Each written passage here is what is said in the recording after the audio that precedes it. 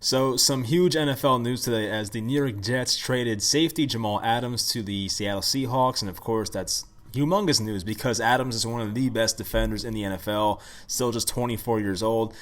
Obviously, we could have seen this coming because there were so many Jamal Adams rumors, honestly, since the last trade deadline. So we're talking like last October-ish. So long time he's been in trade rumors. And the Seahawks were, I don't know if it was a likely destination. Of course, the Dallas Cowboys names came up a lot, but the Seattle Seahawks made a move today, trading a good amount actually for Jamal Adams. And I don't want to reveal who I thought won the trade yet, but I do like what the Jets got back for sure.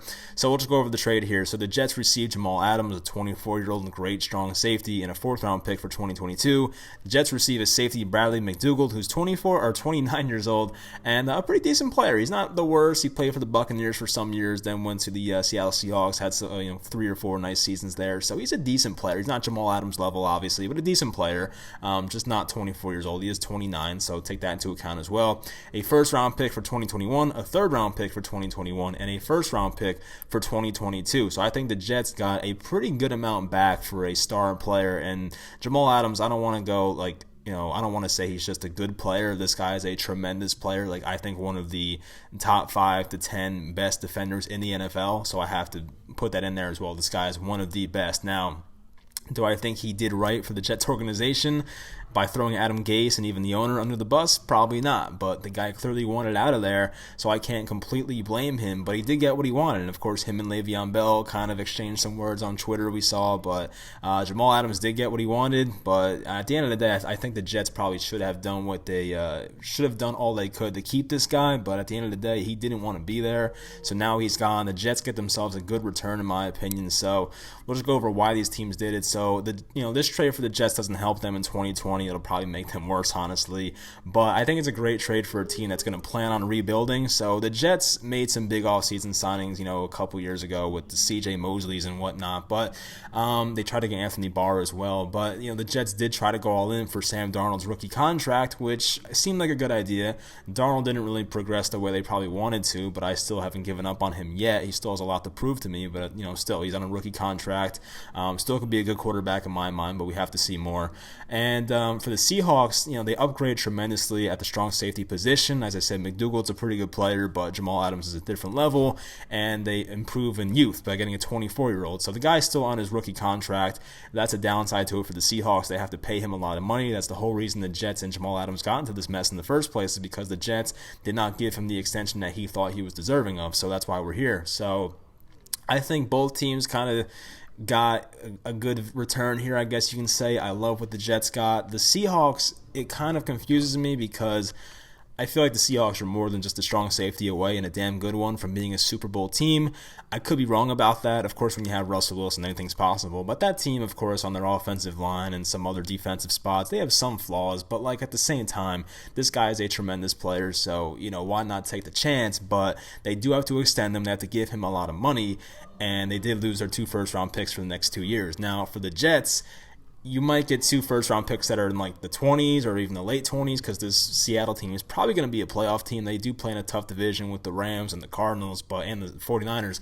But, if they do get good draft picks in like mid-20 round picks, even early 20s, the Jets can definitely pick some good players, or even a third-round pick can be a valuable player as well. And I like what Joe Douglas has done so far for the Jets for sure. I tweeted this before. So Joe Douglas basically traded an expiring Leonard Williams for a third-round pick and a fifth-round pick, a high third-round pick, I must say.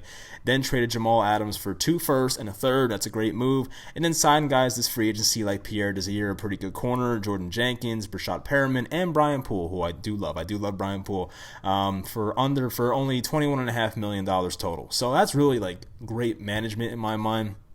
I think Joe Douglas has done a great job, and it probably wasn't the popular move to get rid of Jamal Adams, and a lot of Jets fans are not happy about it because, as I said in the beginning, I think the Jets should have did all they could to keep this guy, but at the same time, like if he didn't want to be there and was going to just throw his head coach under the bus and stuff like that, you kind of have to get him out at that point. You know what I mean? So I think Joe Douglas basically had a gun to his head at this point.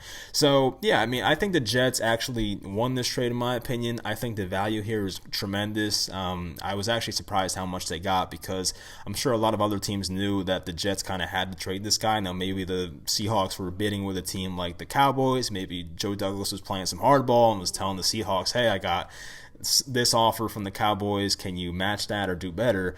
And maybe the Seahawks, gave this great offer. So it obviously depends who they pick with these draft picks. We're not going to know the winner of this trade for another 5, 6, 7 years even because of the draft picks. But I think from the Jets standpoint, you put yourself in a great spot. You have your own first-round picks, which should be pretty high picks, assuming the Jets don't make the playoffs in the next couple of years.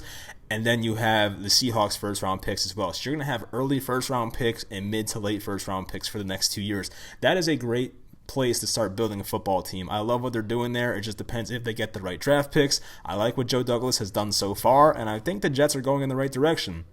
It obviously all comes down to how good is Sam Darnold. Now, if Sam Darnold for some reason sucks next year and the Jets get like a top 5 pick, they can get their quarterback of the future potentially. So we'll have to see. But I think Sam Darnold will be fine. I'm not sold he'll be great yet, but I think he'll be fine next year. The Jets do have a pretty decent roster, so we'll see what kind of wins they put up. And, of course, their offensive line does need some work. But I think from the Jets' perspective, this trade does make a lot of sense. I just think for how good Jamal Adams is, and he is one of the best defenders in football, as I said, they probably should have tried to keep him. But, as I said, Joe Douglas had his back against the wall, kind of had to make a move here. So, in my opinion, the Jets did win this trade. I do think they'll make out winners in the end. Of course, when the big superstar player goes to a team, you think that team won the trade. But I think looking at it for the future, I think the Jets made out better here. Of course, that's a wait and see, obviously, and we'll have to see about that. But if Seattle goes on to win a Super Bowl with Jamal Adams being the centerpiece of that defense, obviously that's not a good statement to make. But right now, I just don't think they have a Super Bowl ready roster. I could be wrong. I mean, Seattle has some really good playmakers, and of course, Russell Wilson, can't forget about him. They do lose Clowney, we think, but for the most part, it is a pretty decent roster over there in Seattle. They have a tough division. We'll have to see how it plays out. But let me know in the comments who you think won the trade. Were you surprised Jamal Adams got traded at all? I honestly wasn't. It's like whatever. I was kind of surprised it was the Seahawks. I figured the Cowboys would pull the trigger on that one. But yeah, let me know what you think about this trade, and I'll talk to you guys next time.